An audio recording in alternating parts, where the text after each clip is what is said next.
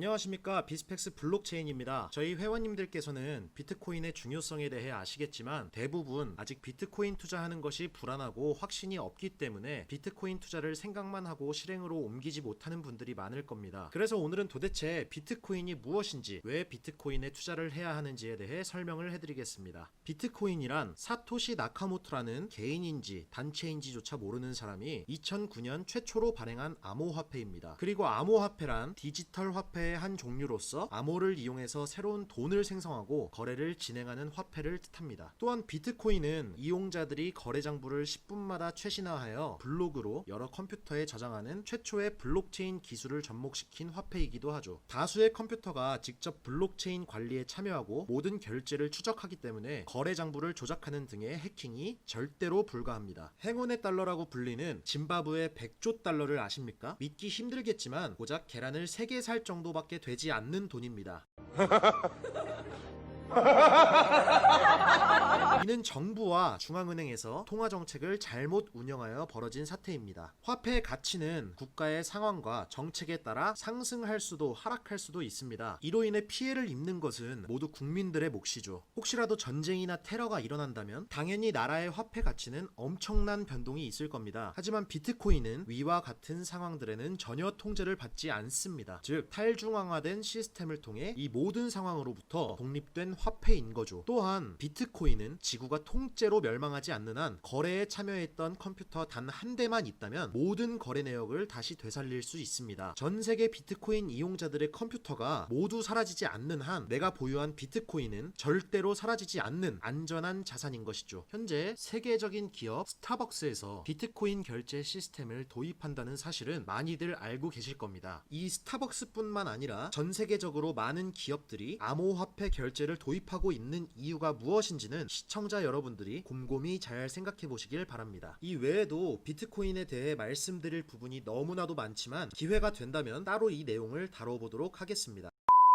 자, 지금부터는 비트코인 재테크를 해야 하는 이유에 대해 명확한 근거를 제시하며 설명해 드리겠습니다. 이유는 너무나도 많지만 중요한 몇 가지만 쉬운 부분부터 말씀드려 볼게요. 첫 번째 이유, 수익률입니다. 모든 투자는 수익이 목적입니다. 예를 들어 내가 100만 원을 가지고 투자를 해서 100만 원을 목표로 삼는 분은 없으실 겁니다. 이 뭔 개소리야! 사람들의 흔한 투자 수단인 주식이나 펀드를 할 때 1년간 수익률, 2년간 수익률, 5년간 수익률 이런 식으로 과거 수익률을 많이 따져보게 되는데 과연 비트코인의 수익률은 어떠한지 한번 살펴보도록 하겠습니다. 1년간 수익률은 0.6%인데 3년간 수익률은 332%, 5년간 수익률은 3652%로 가면 갈수록 높아집니다. 2009년 탄생한 이 비트코인이 0.00076달러였고 현재 대략 1만 달러 정도로 계산해 본다면 11년 동안 수익률이 얼마나 되는지 대충 짐작이 가실 겁니다. 하지만 이 수익률 측면에서 지금 들어가면 늦지 않나? 이런 생각하시는 분들이 분명히 있으실 거예요.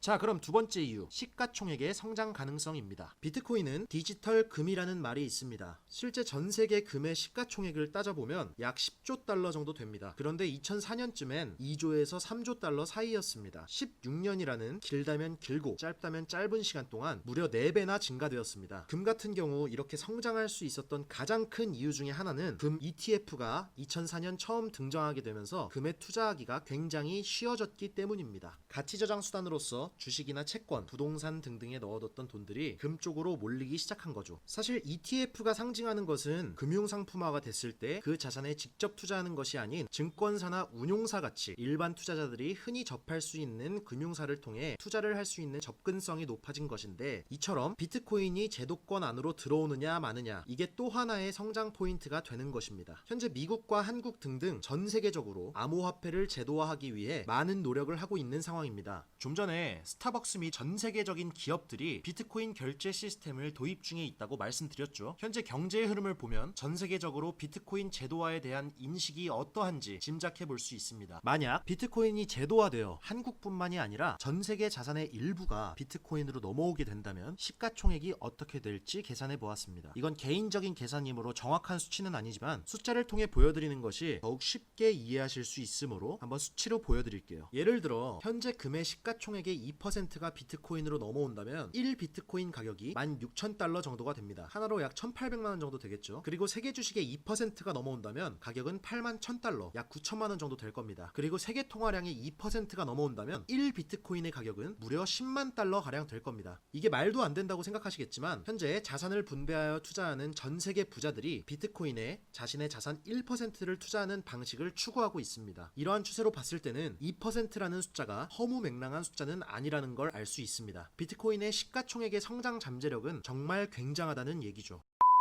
자, 마지막 세 번째 이유, 희소성으로 인한 성장입니다. 지금부터는 조금 재미없고 어려울 수 있지만 굉장히 중요한 내용이니만큼 최대한 쉽게 설명해 드릴 테니 조금만 집중해 주시길 바랍니다. 사람들이 비트코인을 부정적인 시선으로 바라보는 이유 중에 하나는 가격이 움직이는 원인을 판단하기 좀 애매하다는 것입니다. 즉, 성장률 분석 방법에 대해 애매모호하다고 생각들 하실 텐데요. 이로 인해 많은 암호화폐 신조어들이 탄생하게 되었죠. 가자, 떡상, 떡락, 존버 등 많이들 들어보셨을 겁니다. 일단 기본적으로 우리가 알아야 하는 성장률 분석이라는 것이 뭐냐면 그 자산의 본질 이해에서 출발하고 근본에 기초한 적정 가치 측정인데, 기존 금융권에선 주식, 채권, 부동산 같은 것들은 미래의 현금 흐름이 있는 자산들이기 때문에 적정 가치 측정을 할 때 미래의 현금 흐름을 현재 가치로 가져와서 DCF 등을 통해 현재 가치를 계산합니다. 그런데 귀금속은 사실 미래의 현금 흐름이 없기 때문에 같은 방식으로는 성장률 분석이 불가능합니다. 하지만 귀금속들의 특징은 바로 희소성이라는 거죠. 만약 희소성을 수치화할 수 있다면, 예를 들어 귀금속 A는 귀금속 B보다 더 희소성이 있다면 희소 가치에 차이가 생기겠죠. 이걸 수치화해서 희소의 정도에 따라 자산의 값어치가 달라질 수 있지 않을까라는 생각에서부터 출발된 스톡 투 플로우라는 지표가 있습니다. 이 스톡 투 플로우 모델이 1년 사이에 굉장히 많이 화두에 오르고 있습니다. 사실 이 스톡 투 플로우는 귀금속을 트레이딩하는 런던의 금 트레이더들 사이에선 이미 널리 알려져 있습니다. 비트코인도 채굴 가능 수량이 2100만 개로 한정되어 있다는 희소 가치가 있는 자산이란 점에서 금과 비슷하니까 이 스톡 투 플로우를 비트코인에 적용할 수 있다는 논리를 제시한 분이 있습니다. 금융권에 있는 플랜 B라는 익명으로 활동을 하는 애널리스트가 세이페딘 아무스라는 경제학자가 쓴 비트코인 스탠다드라는 책을 읽고 스톡 투 플로우의 개념으로 비트코인의 가격이 설명되는지 증명하기 위해 직접 분석을 하였고, 이걸 기사를 통해 공개했는데 전문가들 사이에서 엄청난 관심을 끌었습니다. 일단 이 스톡 투 플로우는 점수가 높을수록 가치가 높은 거고, 여기서 말하는 희소성은 단순히 양이 적다는 것이 아닙니다. 현재의 보유량보다는 미래에 얼마나 더 추가적으로 생산될 수 있느냐가 중요합니다. 이게 포인트인데, 이걸 수치화할 수 있는 방법 중 하나가 바로 공급 증가율입니다. 좀 어려울 수 있으니 차트를 보면서 설명해 드리겠습니다. 금 같은 경우 연간 생산량이 3,500톤, 다이아몬드는 150톤, 은은 25,000톤, 플래티넘은 229톤 이렇게 되는데, 여기서 가장 희소성이 있는 것이 뭐냐고 묻는다면 현재 비축량이 가장 적은 플래티넘이다 이렇게 보는 것이 아닙니다. 말씀드렸듯이 현재 보유량은 중요하지 않습니다.